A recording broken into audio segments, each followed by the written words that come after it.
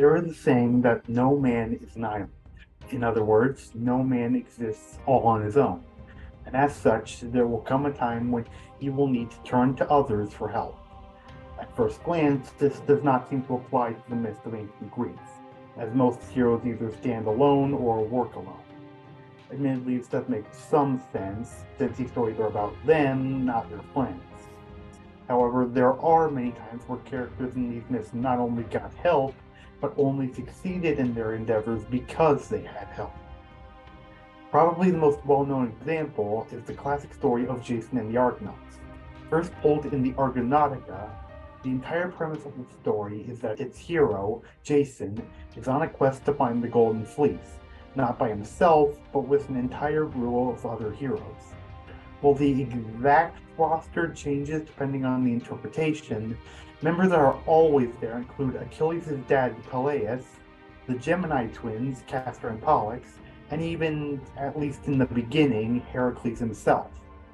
However, the most significant aid to Jason's quest comes in the form of Medea, Jason's future first wife, who, after falling for Jason, would go on to solve practically all of Jason's trials for him, whether directly or indirectly. This includes telling him how to pass the trials needed for him to get the Golden Fleece, defeating the bronze giant Talos, and playing a large part in the death of Jason's evil uncle Peleus. Another example of receiving help, funnily enough, involves the king of the gods himself asking for it. In Hesiod's Theogony, we are told of the Titanomachy, a war between the Titans and the Olympians. When the Titans started winning, Zeus sought out help by freeing the Titans' more monstrous sibling.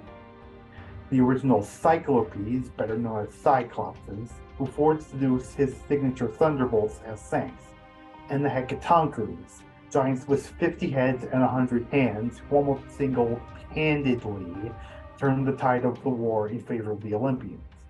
This goes to show that even the all-powerful king of the gods needs to ask for help from time. Of course, this isn't just in ancient texts where this pattern can be seen. For example, this Lacanian black figure Kylix shows three figures: the winged horse Pegasus, the Chimera, a hybrid of a lion, a goat, and a snake, and the Greek hero Bellerophon. Specifically, this Kylix shows Bellerophon killing the Chimera with the help of Pegasus.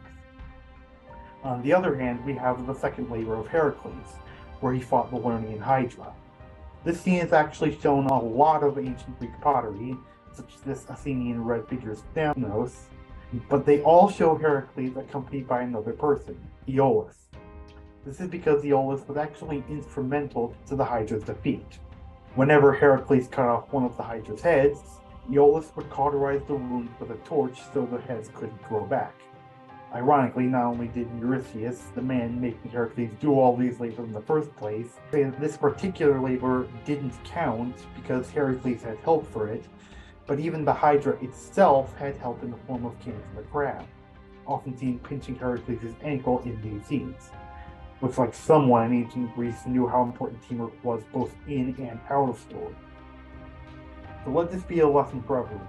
It's perfectly okay to ask for help from time to time. After all, if these ancient heroes are willing to accept help, then you can be too.